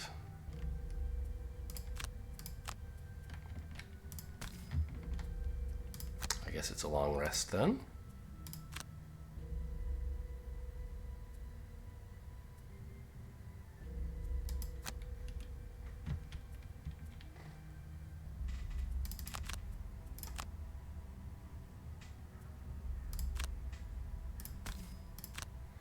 And it's, you know, still a little bit of work to clear up this last room. I think we have enough ammo. There's only like a couple enemies in there, right? Like, I'm guessing 2 wind demons and 2 cultists are thereabouts. Not sure.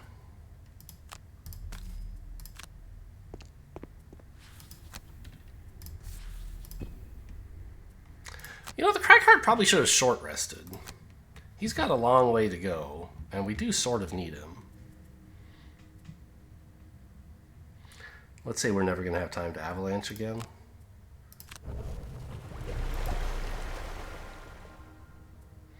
Yeah, round 15. The numbers are getting up there.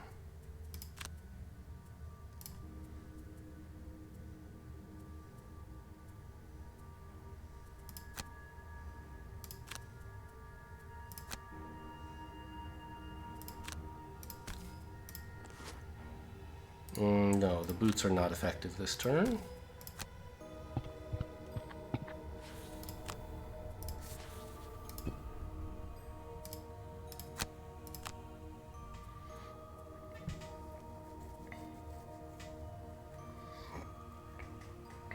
Well, how are we doing, by the way, on... Well, whatever. I want to see this guy's quest progress, or battle goal progress. Let's say we don't need Into the Night anymore. We've got our loot, and visibility's not going to be that important. Yeah, just 3 more experience. That should be achievable, right?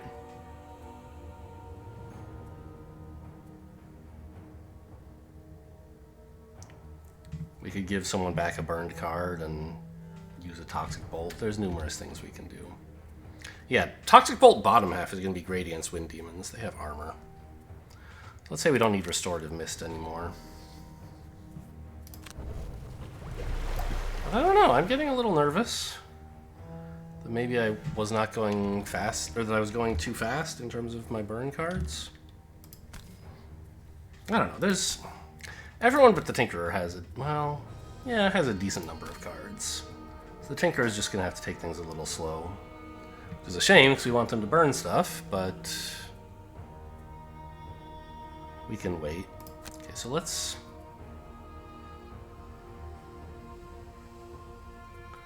I don't know. Yeah, what we want to do is heal slowly so that the Cragheart has a chance to get over here, I think.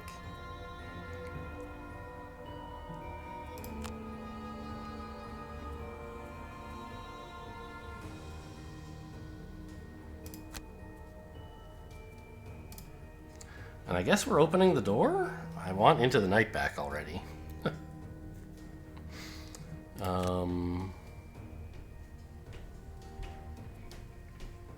Let's scurry in there and then...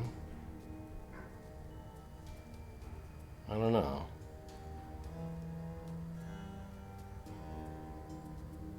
If I had Into the Night, it would be pretty cool, wouldn't it?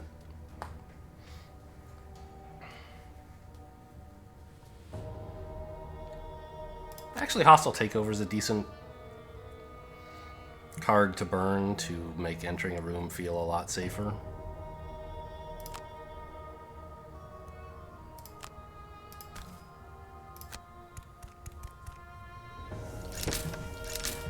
Yeah. 2 cultists, 2 wind demons. This one looks elite. Rude. So, he's only attacking for 1. So taking him over is not that exciting. The cultists, though, I mean... If I took him over, what would he do? Heal someone else?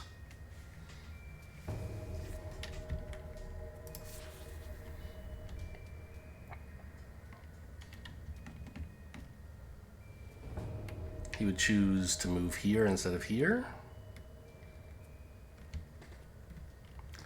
Well... I don't know. It almost seems like I should just do nothing with my... Well, not do nothing. I can walk, right? That's sort of useful. Because these guys have plenty of range to reach us anyway, right? Although, by stepping up, I discourage him from coming forward, which I would sort of like him to do. I think I want to make sure this guy gets wounded. Let's come in here.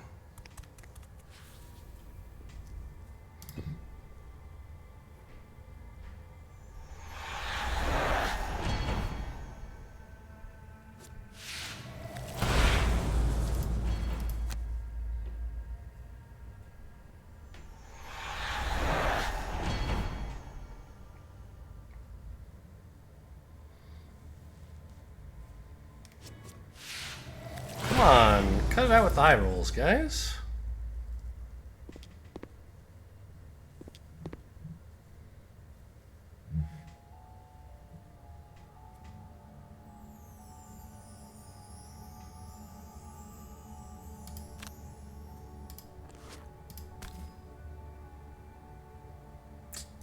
Oh, he still doesn't have range for Crater? That's so sad. Well, I guess I don't need to rush on the boots then, right? Yeah. Well, okay, I guess he should be burning a card to do this then, yeah?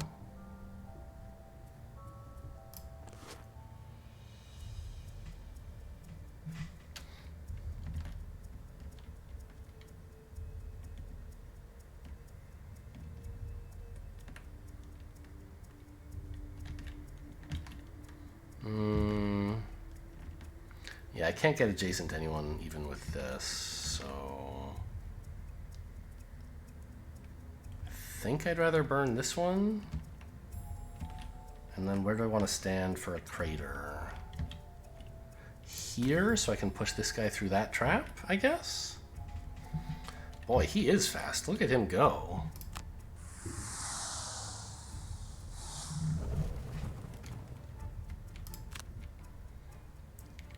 And he's got pressing business. He knows how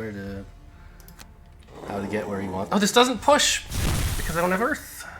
I usually have Earth. Oh well, still a fine attack. Although probably would have been better to attack the guy in front who the Tinkerer can also... Oh. Hook gun? That's probably better than healing somebody, huh?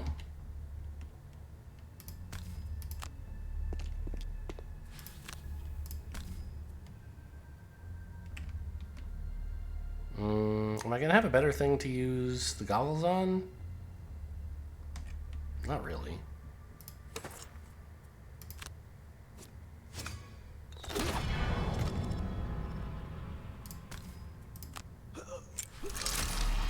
Take that. Okay, well, it's a good thing I attacked the cultist in back with the cry card instead of the one in front. Now, we have this heaving swing, right? Which is going to be really nice against these guys. So yeah, this is a great turn. Rumbling advance to here, heaving swing into this obstacle. Great.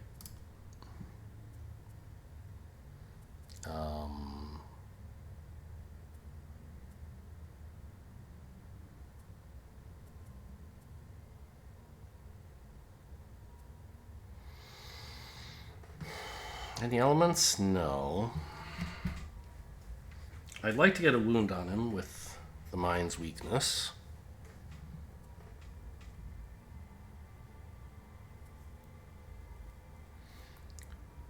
Which means playing something else. Oh gosh, I mean, stunning is pretty cool too, huh? But if I take Perverse Edge as my bottom half to stun, I don't really get a top half. Like, nothing does anything. So I think it's pretty well worthwhile to, like, Frigid Apparition to move up. Maybe stunning him to by burning the card, I'm not sure. But then I Mind's Weakness to get poison and wound on the elite, which seems nice.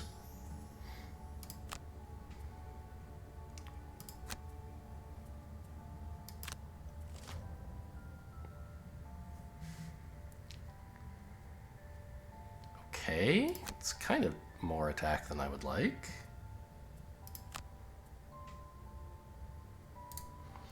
Oh, I could use both of these as attacks. That's kind of cool.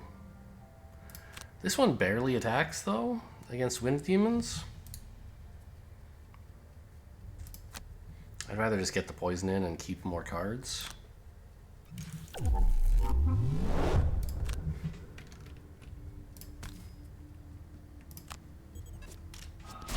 Phew. Sheesh. That's what the kids were saying a couple years ago, right? I don't know if it's cool anymore. I don't think it is.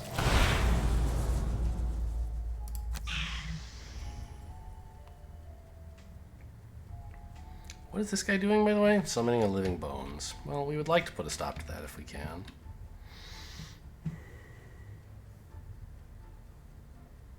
we can. I really wish I could push this guy into an obstacle, but I can't actually do it. And killing this cultist is still great.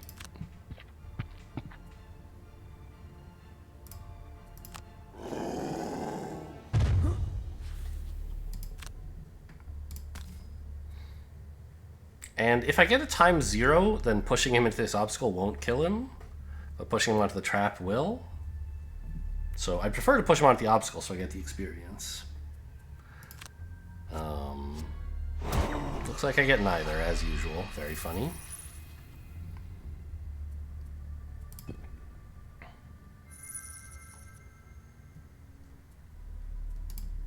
We're gonna have to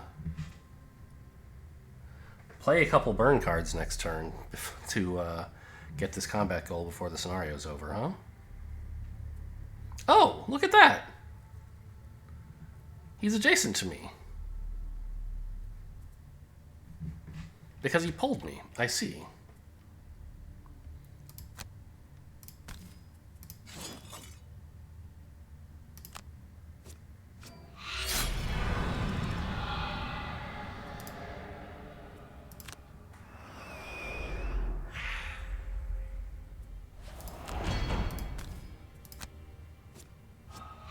Ah! Oh my god. We might not get another turn. Oh no. The poor Tinkerer. I did so much damage there accidentally with that ×2. I didn't think it was realistic that he would be dying so quickly against my will. So a short rest.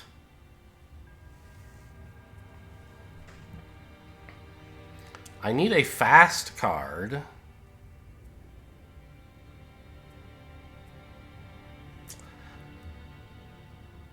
With a bottom half that gains 2 XP. Or, right? Like... Actually, I think it's just not possible to get there this turn. Are you allowed to heal enemies, do you think? I don't think you are.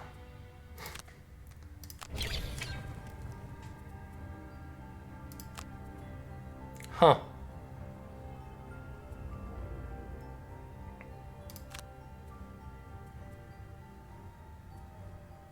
Because I can't actually get XP out of Proximity Mine. There's no enemies who can trigger it.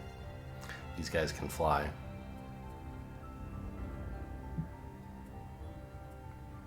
So I don't think I can get 13. Because this guy's dead. Well...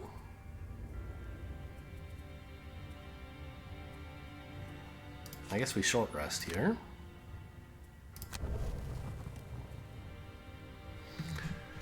Find a way to pick up more loot. Sadly, Into the Night is gone.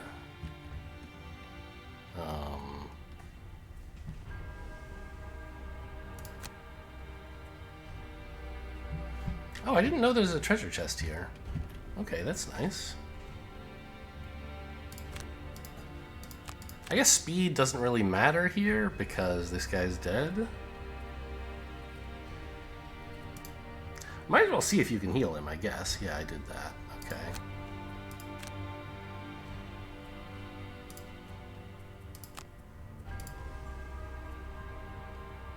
Although if I heal him, the poison and the wound both go away, and I might not have an easy time closing it out, I suppose.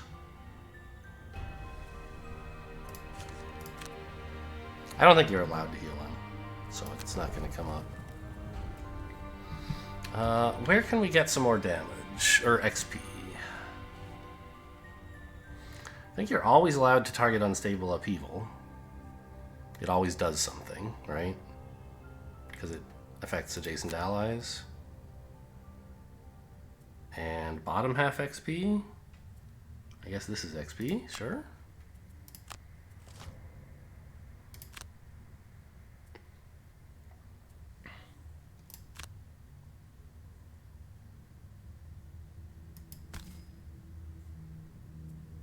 Ooh, we get a lot of XP for Perverse Edge, actually. This guy, right? This is worth 4 XP? And we attack for like 1,000? Yeah, 8. A miss! That's 8 after shields, by the way. This was an attack for 10.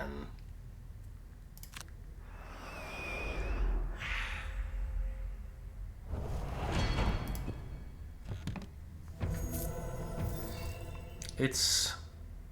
Oh, the Ring of Skulls. Yes, okay.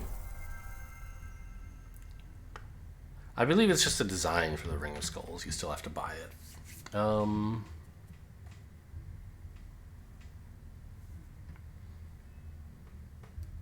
Oh, this is 2 XP. Sure, that's obviously better.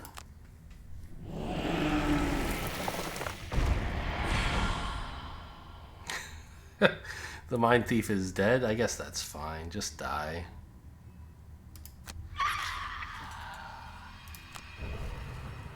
Doesn't someone have an objective of watching people die? No, I think that's a different universe. I'm getting confused with the real universe.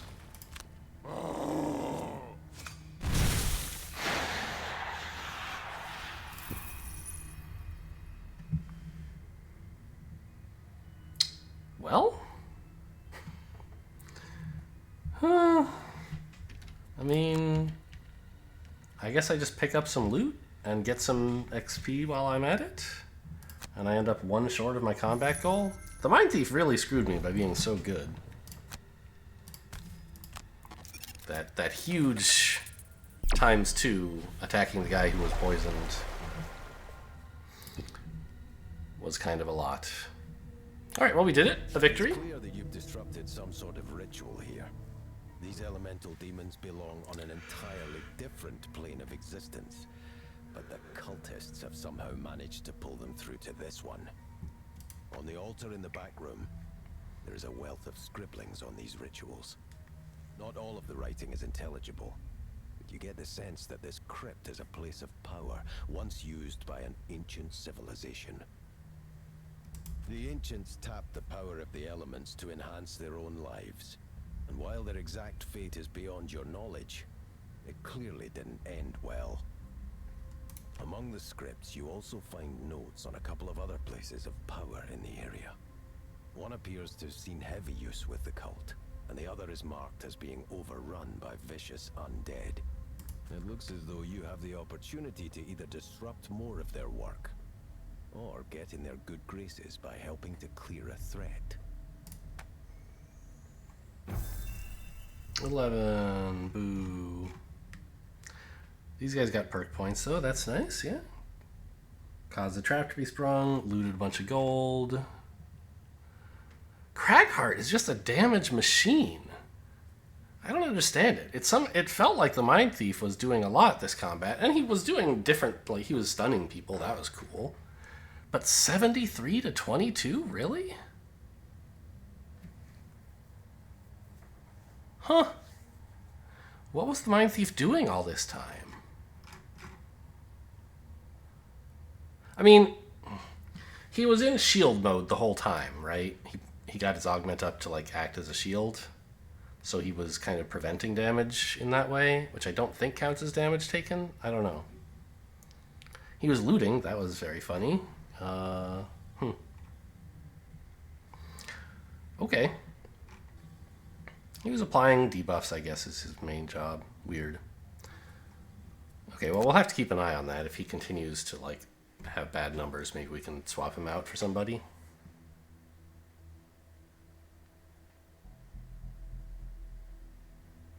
Like, I think the Spellweaver would be fine, probably. Or, well, I don't know.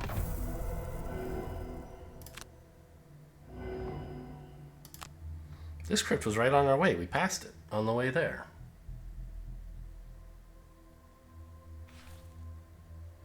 So nobody quite leveled up.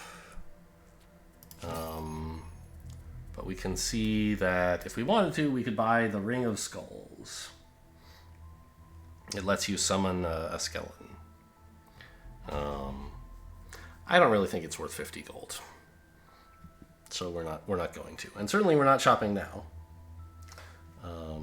This is the end of the episode. Hope you guys enjoyed. Thanks for watching, and I'll see you next time.